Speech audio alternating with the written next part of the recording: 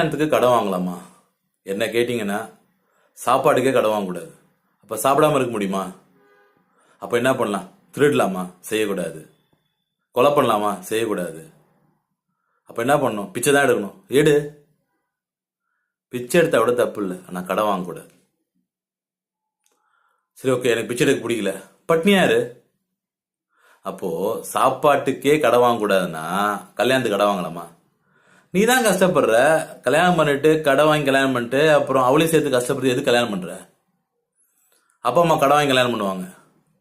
அதுக்கப்புறம் அந்த மாப்பிள்ளையை பார்க்கும்போதெல்லாம் அவங்களுக்கு கடன் தான் ஞாபகம் வரும், தவிர மாப்பிள்ளை செய்யற நல்லதோ கெட்டதோ ஞாபகம் வராது. இந்த கல்யாணத்துக்கு வாங்கின இன்னும் கடன் முடியலடாப்பா, அந்த வருத்தத்தோடயே அப்பா அம்மா இருப்பாங்க. அப்ப அந்த வருத்தத்தோட இருந்தா அந்த மாப்பிள்ளைக்கும் பொண்ணுக்கும் என்ன நல்லது நடக்கும்? ஒரே பதில், கல்யாணமோ சாப்பாடோ கடனே வாங்காம இருந்தாம தான் உன் வாழ்க்கை நிம்மதியா இருக்கும்.